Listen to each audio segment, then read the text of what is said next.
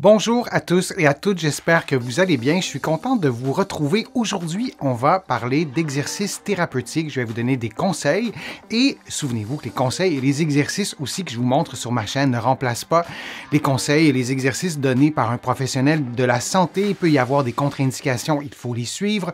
Vous devez aussi adapter les exercices à vos capacités, à votre condition. Si vous avez par exemple un problème musculo-squelettique, vous allez trouver plusieurs des exercices que je vous propose aujourd'hui dans mon livre Plus jamais malade et aussi dans mon livre sur le vieillissement pour contrer les effets du vieillissement et aussi mon livre pour soulager les douleurs au dos et au cou. La planche latérale dynamique, c'est un exercice qui est vraiment intéressant.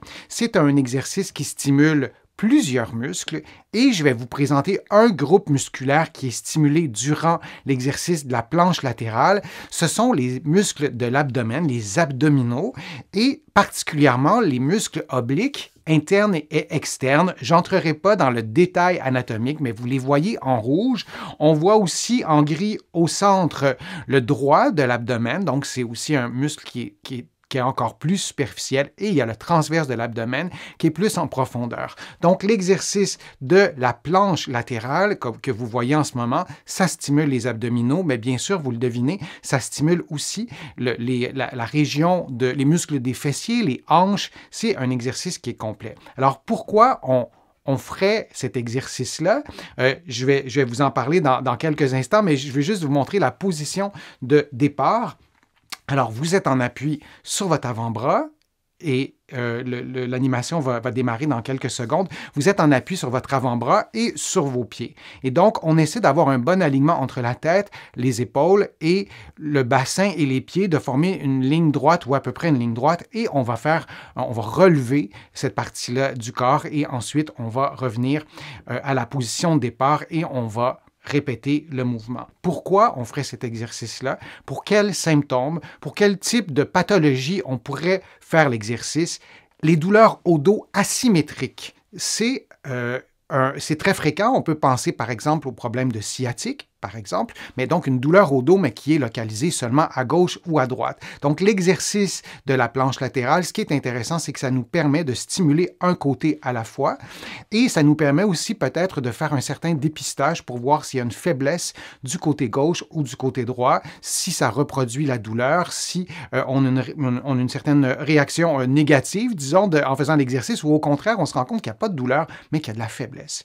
Évidemment, tous les exercices que je vous présente, vous ne les faites pas s'il y a de la douleur. C'est contre-indiqué, vous le savez. Je l'ai répété souvent sur ma chaîne YouTube. Et maintenant, je vous montre l'exercice. Je vous ai parlé de la position de départ et vous allez relever le bassin et vous allez garder la position. Là, j'ai réglé l'animation pour que le personnage garde la position quelques secondes, hein, mais vous adaptez ces paramètres-là, mais l'idée, c'est de garder la position au moins 5 secondes, peut-être 10, 20 secondes, 30 secondes, et on répète 3 à 4 séries.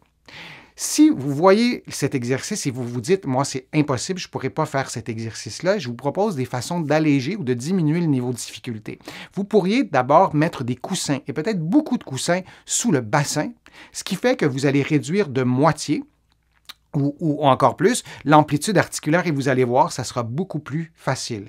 Et progressivement, vous allez enlever les coussins pour pouvoir faire l'exercice dans toute l'amplitude. Une autre façon de faciliter l'exercice, si je vous posais la question, comment pourriez-vous faciliter l'exercice pour votre propre condition? Avez-vous des idées? C'est toujours intéressant de lire vos idées et que les internautes lisent les vôtres aussi. Ça peut nous aider tout le monde.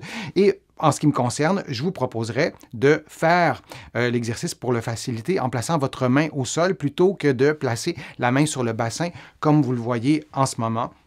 C'est une façon aussi de diminuer le niveau de difficulté. Il y a une question qui est posée, laissez-moi l'afficher à l'écran. Il y a juste ici, alors on pose la question, faire ces exercices pieds nus change-t-il quelque chose? C'est une très bonne question, ça augmente le niveau de difficulté.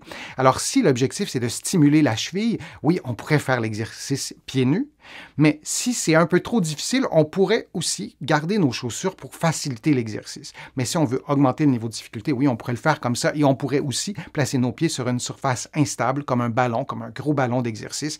Et là, on pourrait vraiment avoir plein de variantes de cet exercice pour augmenter le niveau de difficulté. Je vous montre, ou je vous présente plutôt 3 erreurs à éviter, si possible. Donc, quand je dis 3 erreurs à éviter, si possible, c'est que c'est pas une loi établie d'éviter ces erreurs-là. Pourquoi? Parce que parfois, on commet des erreurs en faisant des exercices, mais de façon très volontaire, parce qu'on ne peut pas faire autrement, parce qu'on n'a pas notre force musculaire, par exemple, parce qu'on est en réadaptation. Il faut se donner un peu de temps pour pouvoir exécuter l'exercice de la meilleure façon. Donc, les 3 erreurs, elles sont très simples. Vous pourriez perdre l'alignement entre la tête, les épaules et le bassin. Donc, vous allez faire l'exercice, vous ne vous en rendrez pas compte, mais votre tête va être trop inclinée d'un côté. Vous allez avoir la tête penchée vers l'avant. Donc, ça, c'est une erreur qu'on veut absolument éviter. Tendre les épaules. C'est vraiment tentant en faisant l'exercice, et si on ne le fait pas devant un miroir, on peut ne pas s'en rendre compte, de lever les épaules. Donc, vous êtes en appui sur votre avant-bras, mais tranquillement, votre cou rapetisse et vous vous trouvez complètement coincé. On ne veut pas ça. On veut que vous ayez les épaules, je ne dirais pas détendues parce que vous allez forcer, mais on veut les épaules dans une position neutre et de bloquer sa respiration. On stimule ou on mobilise plutôt la cage thoracique durant cet exercice-là. Donc, on ne veut pas bloquer la respiration. C'est vrai pour tous les exercices. Vous me posez souvent la question quand on doit respirer, inspirer, expirer par la bouche, par le nez. Pour cet exercice-là et tous les exercices que je vous propose sur ma chaîne, à moins d'avis contraire, moi, je vous propose de respirer librement, ce qui est intuitif pour vous, de ne pas bloquer la respiration, comme je vous le dis, et idéalement d'inspirer par le nez et d'expirer par le nez. Si vous êtes à bout de souffle, peut-être que vous allez avoir besoin d'utiliser la bouche pour expirer. Si vous avez des problèmes respiratoires, peut-être aussi, c'est ce qui se passera. Alors, c'était l'exercice de la planche dynamique. Comme je vous le disais, vous pouvez maintenir la position 5 à 10 secondes, faire une dizaine de répétitions si vous la tenez longtemps, la position, ou vous pourriez faire des mouvements sans tenir la position si c'est trop difficile, par exemple, et faire 3 séries de 10 mouvements. Je vous remercie d'avoir été là. J'espère que les conseils que je vous ai donnés, les informations que je vous ai transmises aujourd'hui vous ont été utiles. Je vous remercie de faire une contribution à ma chaîne. Vous êtes plusieurs à le faire et je vous remercie et considérez ces remerciements comme personnels. Ça m'aide beaucoup à pouvoir vous produire de plus en plus de contenu et c'est ma résolution de cette année de vous en présenter encore plus régulièrement pour répondre à vos besoins, répondre à vos questions que vous me posez sur les fils de discussion. Je les lis toutes, vos questions, et j'y réponds individuellement quand c'est possible. Sinon, je le fais dans des vidéos. Vous allez trouver beaucoup d'informations sur mon site web, le www.denisfortier.ca. Vous allez aussi trouver beaucoup d'informations dans mes livres, notamment mon livre Plus jamais malade, mon livre sur le vieillissement, mon livre sur les douleurs au dos. Il y en a d'autres, vous les connaissez. Et en visitant mon site web, le www.denisfortier.ca, vous allez pouvoir aussi vous abonner gratuitement à mon infolettre, au courriel thématique et garder contact avec moi. Alors, je vous dis à une prochaine fois, à une prochaine vidéo et à bientôt.